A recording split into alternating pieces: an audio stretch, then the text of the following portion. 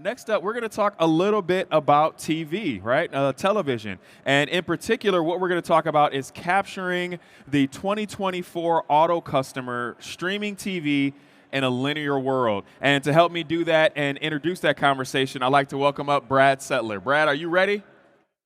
All right, come on up, man, friend. The stage is yours. Clicker's right there. Thanks, Errol. Appreciate it. No problem. Thank you. You know, as auto advertisers, we're all interested in the media consumption habits of auto intenders. Today, I'm going to share with you the newest auto consumer time spent study on the market. This is hot off the press, just released on Tuesday by GfK, Growth for Knowledge. You can look them up. And they study the consumers, any person in the market to buy a car or truck in the next year. We're going to take a look at that study, but more importantly, we're going to show you how you can use that study to grow your dealership in the market you're from. All right, now, in any DMA, in any market, the average is 9% of auto consumers are in the market to buy a car right now. So that's the average. 9% are in the market to buy a car or truck right now.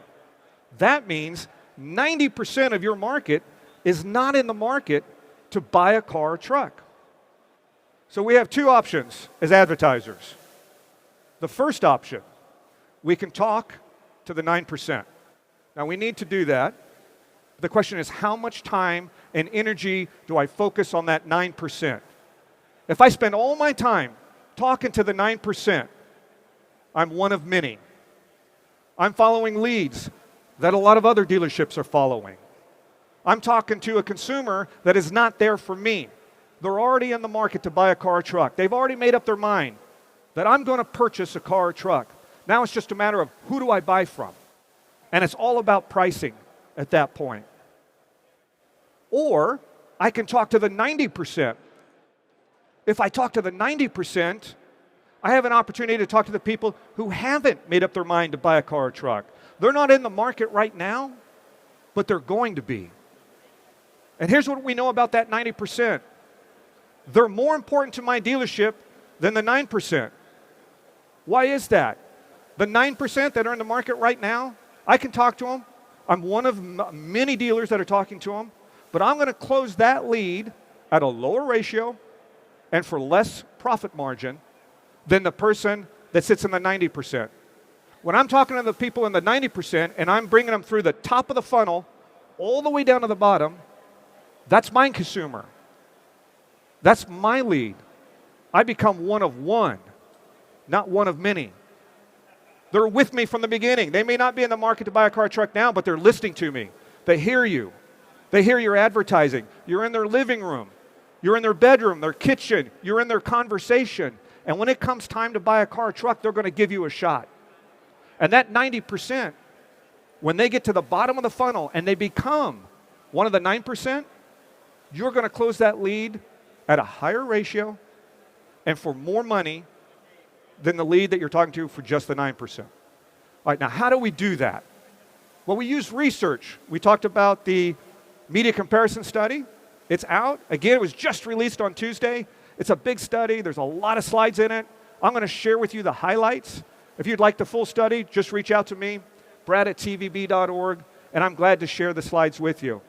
But let's take a look at the highlights on why we like this study and why we wait every year for this study to come out, and we're glad to share it with you. In the media comparison study, they focus on the auto intenders who are in the market to buy a car or truck in the next year. What media are those auto intenders spending the most time with? Now, this is real important. For us to talk to the 90%, I have to advertise in the medium that reaches the 90%, the medium that they spend the most time with. And we see from the study, that's television. Television is the #1 place the auto intender spends time with. And it's not even close. But I love this study because they break out television, broadcast and cable, and you see broadcast TV at 3 hours and 41 minutes a week or a day. This is daily time spent. 3 hours and 41 minutes a day they're spending with broadcast linear television. Cable TV is on there. These other forms of media are on here. They spend time with these other forms of media? And we're going to talk about that. All media can work. All this media works. As an advertiser, though, it's how much do I allocate my marketing dollar to these different forms of media? Something has to be the base of everything I do. And it should start with where the consumers are spending the most time. Because what you're going to see, and I'll show you in this study, is through duplication of viewer, that same viewer that's on broadcast TV then branches out and goes to other forms of media. They start their day with television, they end their day with television. That's the place where they're at the most. And then they branch out and they go to other places. They go to cable TV. They'll go to social media. They watch streaming TV. But then they come back to broadcast. Now I want to show you how this works with reach. So let's take a look at reach for a second.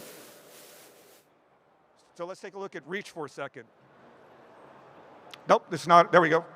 So let's take a look at reach. If we see reach in the study, TV has the highest reach of all these different forms of media at 83%. So looking at 83% of my reach, almost all of my reach comes from broadcast TV. Cable TV has some reach, but at 83%, the rest of the reach is duplication of viewer. So all the other forms of reach that are on here, you see those different percentages? That consumer's there, you can reach them, but in many cases, you're reaching that same consumer just in multiple places, which is okay. I want to do that. I need 3 or 4 touches with that consumer, but it starts with broadcast TV. Let's take a look at it this way. So when you see reach, and we talk about duplication of viewer, this helps explain it probably better than anything else. Reach alone with broadcast TV, if all I bought was broadcast TV, I'm going to have 83% reach, almost 83%, at 82.6%. Almost all of my reach comes from broadcast TV. When I look at cable TV, so if I add in cable, I'm only adding in 0.8% in reach.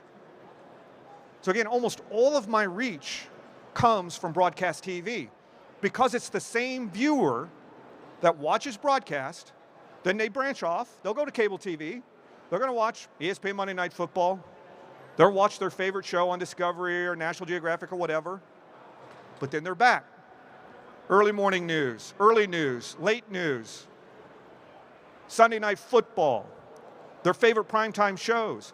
They go watch streaming video. How does streaming play into this? Well, if I add in broadcast, TV, and free streaming, so this is free streaming with ads, I'm only adding in 1.8%. If I'm adding in broadcast TV and paid streaming, so the paid streaming line right here, that's still only another 1.8%. That's all I'm adding. Why? Because it's the same viewer. We like to put viewers in silos and think, all right, this is a streaming consumer. This is a linear consumer. This is a cable consumer. When in reality, the consumers are us. We have multiple subscriptions to multiple different streaming platforms. We watch many things on television. We watch cable, we watch broadcast. It just looks on the research, as you look at it, we know that we watch the majority of our programming on the broadcast side. And then we branch off and do other things.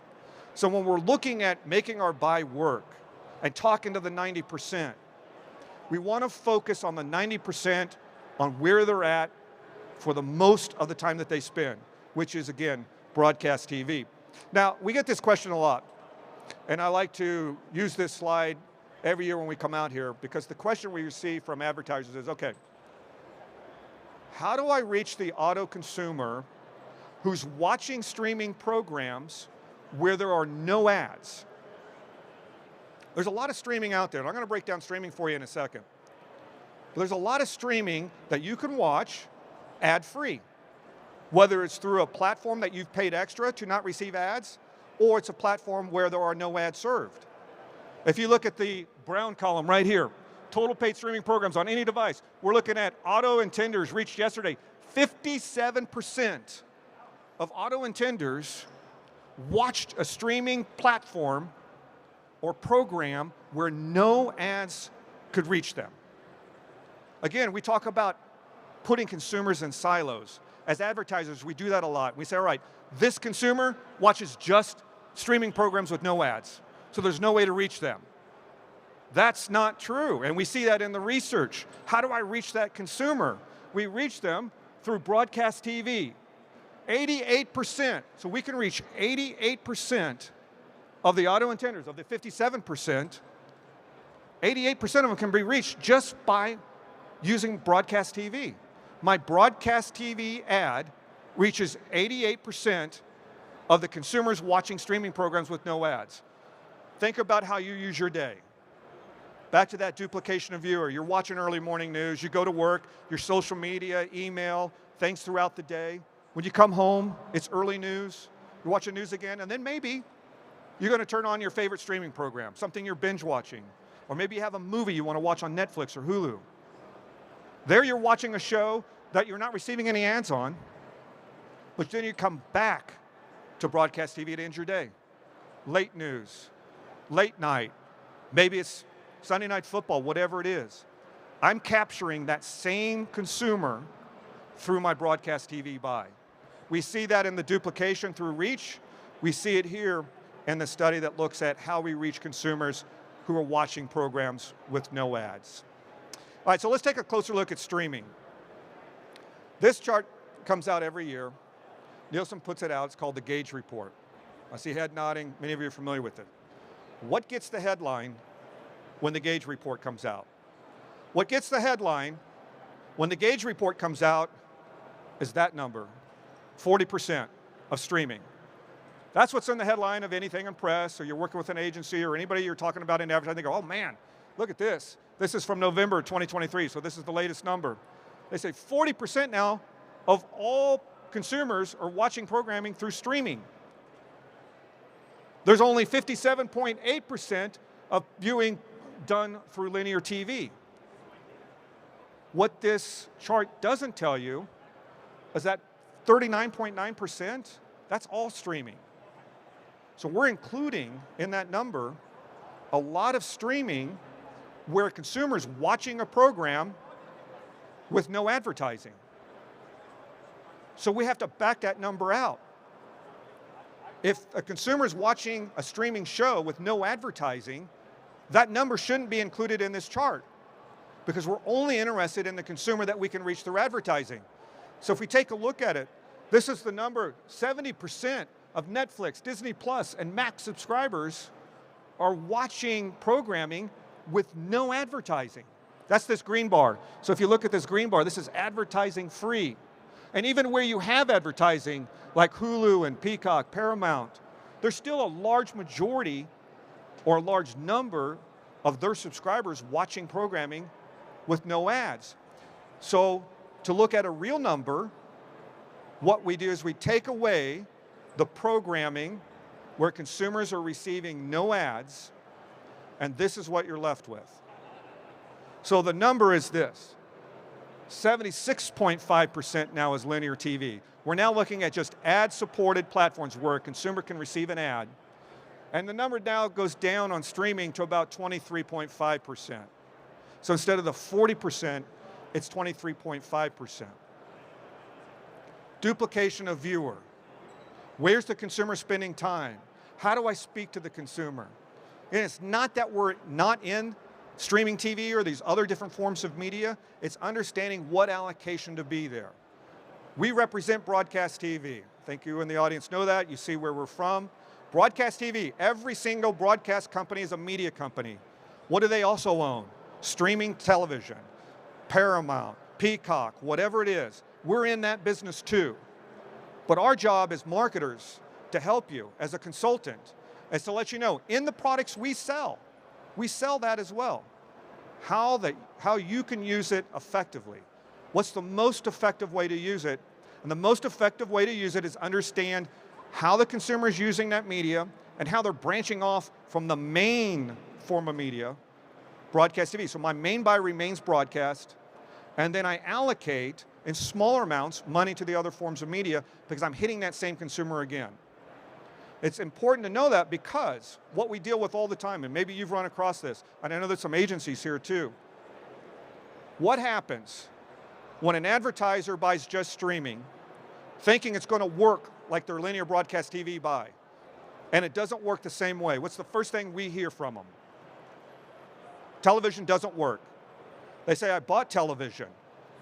I bought streaming TV. To them, it's all TV. Whether it's linear, broadcast, or cable, streaming, all they know is that it showed up on the television set. It's on the TV, and all TV is the same to a lot of advertisers. Our job is to show you the difference so that you'll know that not all of those buys work the same way. They work in conjunction with each other. That broadcast buy is your base. Streaming becomes a second portion of it. We use it in conjunction with the broadcast buy. So this is the new study. There are a lot of slides to it, a lot of breakdowns to it. If you want to see in the streaming study how many people are in a market, what they're made up of, their age groups, demo, ethnicity, all of that is in the study, and we're glad to share that with you. But I just wanted to show you the highlights, and then we're going to sit down with Errol and do some Q&A. So Errol, I know Errol's, right here's Errol. We'll come back and we'll do a little Q&A. Thank you. All right, so some valuable information. Good to see you again. Good to see you, Errol. All right, so let's first get into it, because I think some of the information was great. And I think when you talk about it from a conceptual level, it's about how we can apply it to every day, right? That's kind of the biggest question. But also it comes down to a matter of all of the resources that you mentioned and what people are watching TV. Does it matter the programs or channel or the media outlet they trust the most? How does that impact how we apply everything that you kind of went over? Well, trust is a big deal. Of course, you brought up trust, and we'll talk about programming as well, but trust becomes big in anything we do in media, obviously. You have to have trust as a consumer with that particular form of media for your advertising to work well. And we've all heard the line, you know, if you have trust with a particular product or with a particular form of media, you can borrow that trust and bring it to your product or service. Yeah. And that is true, so that we pay very close attention to trust. In the same study, there is a trust factor to it. You'll see the trust on here. We look at broadcast TV news. Comes in, the question was, I trust the news I see or hear on this particular media source. And you see it comes in at 84% for broadcast TV news. And if you look down at the very bottom, you see social media at 54%. Social media in any trust study always comes in down at the bottom, usually things that are editorialized, anything that's a part of interaction on social media, whether it's TikTok, Instagram, whatever. We don't have as much trust with that. Right, that makes sense. It's not that we're not there, we don't see news there, it's that I don't trust it there as much. Okay. If I said, Errol, hey, there is a big storm coming in, or there's an earthquake that happened, or some big event, you may go, and I heard about it on social media, or I posted it, or you saw a post on it. You go, all right, maybe that could be true. Right. But the first thing you're going to do is go look it up to see if it's actually true. Absolutely. If you don't trust that source. And where do you go to look it up? You go to the sites that you trust, like broadcast TV news. So trust becomes really important on where we place dollars. I want to be on the platform that consumers have a lot of trust with, because that means I'll have trust with my product as well. That's a great point. And so even digging deeper into that, are you seeing or have you seen, as you've been researching the data, because I know social media kind of is down there, but have you seen it slowly ticking upward? And the reason I ask that is because one of the things that happens is that generational difference of trust and reliance. You know, I think some of our younger generations, they do trust in, oh, I seen it on social media, so it must be golden. Like I say that at having an 18-year-old daughter who will regularly come and say, well, I found this on TikTok, and then try whatever experiment that she's seen on TikTok. I can imagine if that trend continues as she gets older and now becomes in that buying pattern, that she might develop a stronger trust in social media as opposed to some of the traditional routes. So that's a great question. And I'd like everybody to think back to when you were young. And for me, that's a long time ago. I got to really think about this. But we know when we were 18-year-olds, 20-year-olds, 24-year-olds, back then it was young people don't watch news. Well, that was true in 1980 and 1988 and 1990, and it's true now. There's not a lot of 18-year-olds and 24-year-olds that watch news. Now they're watching social media, they look at different things there. But what happens? As you age, you go through different lifestyle changes. News starts becoming more important when you have a family, when you have a car, job, house, you're worried about the weather today. When you're over the age of 35, when you're over the age of 40, all of a sudden you see that television viewership go up just like it was 30 years ago or 40 years ago. There weren't a whole lot of 18-year-olds watching it then. There's not now. Right. Some do. But for us selling cars and trucks, let's think about who your customer is. 80% of all dealerships, on average, your consumer is over the age of 35. Most of them are over the age of 40. When we work one-on-one with auto dealers, and we go to all markets all across the country, when we work consulting with auto dealers one-on-one, first thing we look about is who's your customer. We market to the 80 to the 90%, and most of the time they're over the age of 40 or 45. So I'm interested in what that consumer is doing. Absolutely. Now your question is, will the 18-year-olds, the 24-year-olds continue to stay with social media? Yeah.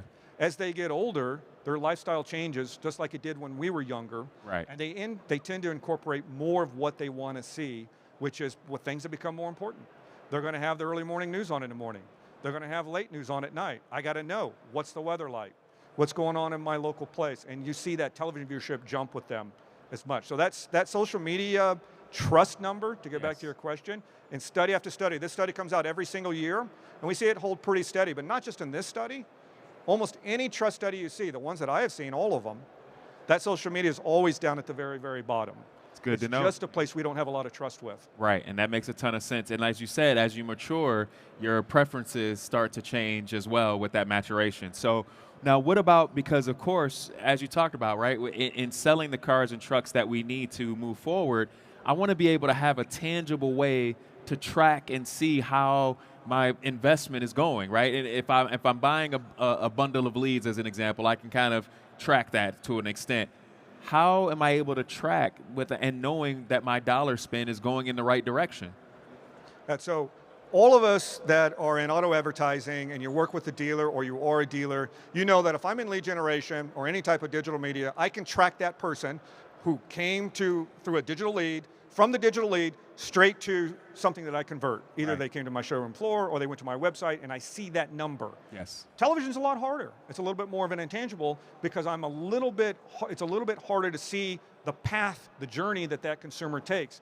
However, there is a way to do that. Okay. And I'm going to show you one here, but I'm also going to encourage everybody, if you're here tomorrow, 2:30, over in the Dealer Learning Lab. So here in the West Wing, Dealer Learning Lab, 2:30, I'm going to interview one-on-one Tricia Rippiger. She is the CMO of Tom Wood Auto Group in Indianapolis, and she's going to talk specifically about that journey. Okay. How they track it, because she's talking to the 90%, and she tracks them very well. And one way that they do it is they use their analytics. And their analytics show them that when they run an advertisement on television, they can see everything light up. Directly correlated to when they're running a spot on TV. Anything else they do, they don't see those numbers light up. Like when that 30-second commercial comes on air, or 15 seconds if they're doing a bookends. And we see this in research as well. So in this same study that just came out, the media comparison study, we're looking at auto intenders who saw a commercial, and we asked them the question, did that make you do something like go to the internet and find out more about that product?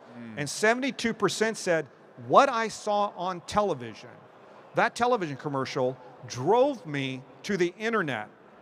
So how do I track a television lead? Right. I can see my Google Analytics light up. I can see my website, where I'm driving them. So this is key. I'm not driving them to anywhere else. From my television commercial, I'm driving them straight to my website. Absolutely. I can see my showroom traffic.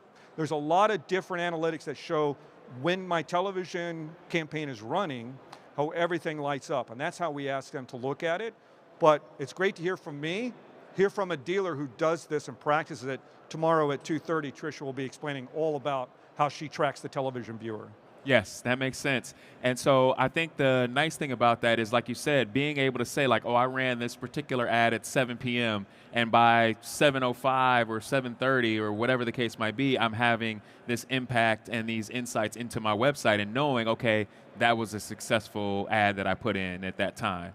So how do major events impact this? Because obviously we're here in Vegas, right? Everybody knows Super Bowl's coming up next week.